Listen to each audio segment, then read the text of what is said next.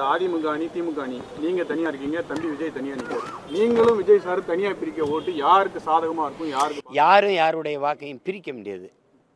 நீங்க எல்லாரும் தப்பா சொல்றீங்க. இந்த வாக்கை பிரிக்கிறது அப்படின்னு இல்லை. இந்த நேரத்தில் இந்த பிள்ளைகள் சொல்றது சரியா இருக்கு, இவங்க வந்தா நல்லா இருக்கும்னு மக்கள் நினைச்சா அவங்களுக்கு வாக்கு தருவாங்க. அவ்வளவுதான்.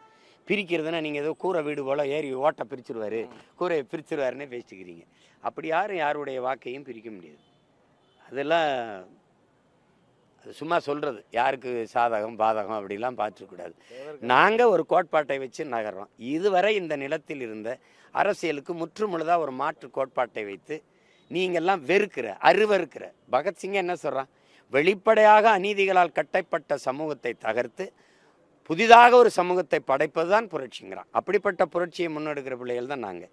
சமரசம் செய்யணும்னா எப்போவோ கோடிக்கணக்கான பணத்தை வாங்கிட்டு சீட்டை வாங்கிட்டு இந்த கட்சியிலோட சேர்ந்துருக்கலாம். அப்போ நாங்கள் எதுக்கு தனியாக கட்சி ஆரம்பிச்சிருக்கணும்?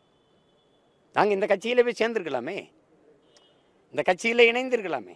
அப்போ தனியாக ஒரு அமைப்பை ஏன் கட்ட வேண்டியது தேவை வருது? இந்த அரசியலில் இருந்து இந்த கோட்பாடு, இந்த தத்துவங்கள், இதில் இருந்து இந்த சித்தாந்தங்களுக்கு மாற்றாதான் நம்ம ஒரு கோட்பாட்டை வச்சு கட்டுறோம்.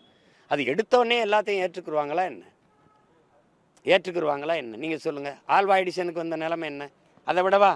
மின் விளக்கை கண்டுபிடிச்சிட்டாரு அண்ணா, கண்டுபிடிச்சிட்டாரு மின் விளக்கை. அவருக்கு எப்படி விளக்குறதுன்னு தெரியல. என்ன சொல்கிறாரு? மெழுகுவர்த்தி இல்லாத இரவுகளில் இதை நீங்கள் பயன்படுத்திக்கலான்றவள. இப்போ இது இல்லாத இரவுகளில் நீங்கள் மெழுகுவர்த்தியை பயன்படுத்துறீங்க. அவருக்கே அந்த நிலைமை இருந்திருக்குது. எடுத்தவொடனே எதுவும் போய் சேர்ந்துடாது. கிரகாம்பல் தொலைத்தொடர்பு கருவி டெலிஃபோனை கண்டுபிடிச்சிட்டு விற்கிறதுக்கு எடுத்தோன்னே இங்கேருந்து அந்த எதிர்முனையில் இருக்கிறவன் கேட்டவொடனே ஹராம் சைத்தான்னு வச்சுட்டான். ஏடா எங்கேருந்தோ ஒருத்தன் பேசுகிறான்னு. அது மாதிரி எடுத்தோடனே எது உடனே பாராட்டப்பட்டிருக்கு? ரைட் பிரதர்ஸ் பறந்தவனா எல்லா பத்திரிக்கையும் பாராட்டி கொண்டாடிட்டு இல்லை என்ன? அப்படி தான் புதிய ஒரு கோட்பாடு வரும்போது எடுத்தோடனே யாரும் ஏற்றுக்கொண்டது இல்லை. நபிகள் சொன்னதையும் ஏற்றுக்கொண்டதில்லை, இயேசுபிரான் சொன்னதையும் ஏற்றுக்கொண்டதில்லை, பகவான் கிருஷ்ணர் போதிச்சதையும் அப்படியே எல்லாம் ஏற்றுக்கொண்டதில்லை. ஒரு காலம் வரும்போது இது சரியாக இருக்குதுன்னு மக்கள் ஏற்றுக்குறாங்க. அது வரைக்கும் காத்து தான் இருக்கணும், வேறு வழி கிடையாது.